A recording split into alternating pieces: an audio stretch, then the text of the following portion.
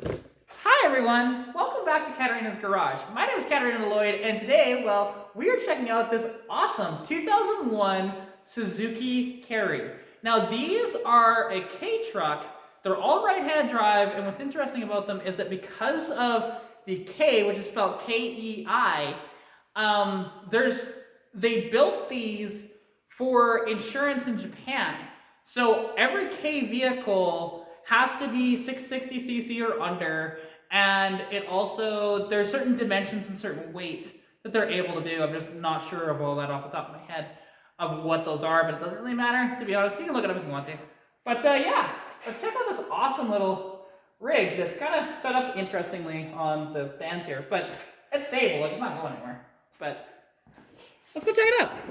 So yeah, like I mentioned, this one's a little later of a one. So you see, it's more of like an arrow nose and stuff like that. It looks a tiny bit more aerodynamic because the generation previous to this, it was just like a box. You know, aerodynamics, they didn't care. And these things, because they're only 660 cc's, non-turbos as well, they made like about 40-ish horsepower. And also, any K vehicle period. Yeah, so like I mentioned, sorry, I had to adjust my camera equipment. But the thing is with these is that they were only allowed to have up to, I think it was 64 horsepower entirely. Now, these things, they're like really, really slow. Because like I said, it makes about 40 horsepower, and the thing weighs somewhere around 600, maybe 700 kilos total. And yeah, if we take a look inside here, because like I said, these are all right-hand drive. This one's a manual, which is cool. And it's just really, really neat. The engine is directly underneath the seats, actually, which the seats you can see in the back here. This one's just a little bit of a project. And honestly, it's very cool. And it would be fun to kind of have one of these and like modify it a bit, just so that it's not an absolute dog. You can see the speedometer. Well, it's kind of hard to see because lighting's kind of bad, but that's okay.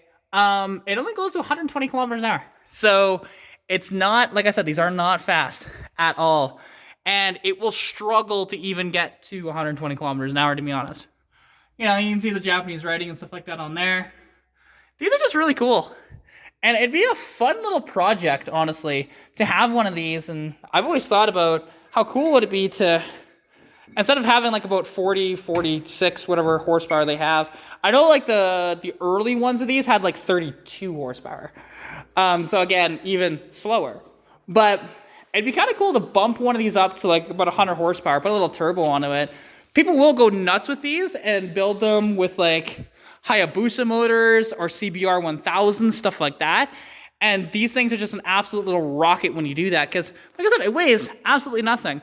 Now, it's funny that the hood opens and it only shows, like, you know, your wiper fluid and your overflow. The jack location's kind of cool, though, that it has that. Because most American cars, they didn't care. They just threw it in the back. You know, and you can just see, like, the pride of what Japan was doing.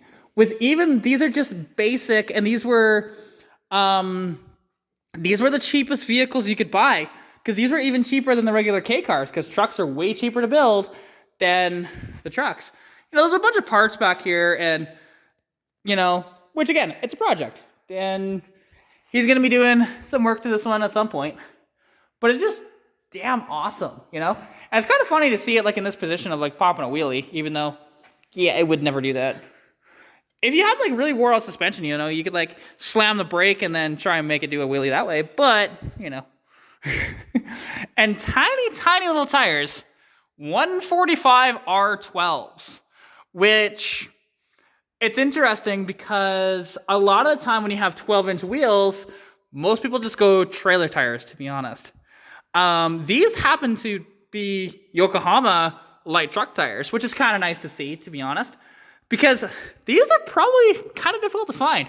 You might have to go, like, actually order them from Japan is my guess. But, yeah, no. It's very, very neat. And, like I mentioned, all these were built for was to be the cheapest on insurance that you could get. Because, let me tell you, Japanese insurance is very expensive. for a lot of different things, but, you know, so that's why these K vehicles actually exist, which is pretty cool, honestly, that they just skirted around the rules that way so that people can actually have affordable vehicles because, yeah, you have, like, as an example, the most common size of an engine here in Canada / the United States is, well, the small block Chevy, and aka the 350 cubic inch motor to be exact. So it's one of these things where in Japan, the most common thing is a 660cc 2-cylinder. Like, some of them were 3 cylinders too, just depending. But, and I can't remember if these are 3 cylinders or 4 cylinders, or 2 cylinders, but regardless. But yeah, I hope you guys did enjoy this little tour, and yeah, it was very cool to see it. Don't see these very often anymore, so anyways, hope you guys did enjoy, and if you have a vehicle or a collection of vehicles that I can film, please contact me. All of my info is in the description down below. So anyways, take care, and I'll catch you in the next one. Peace out.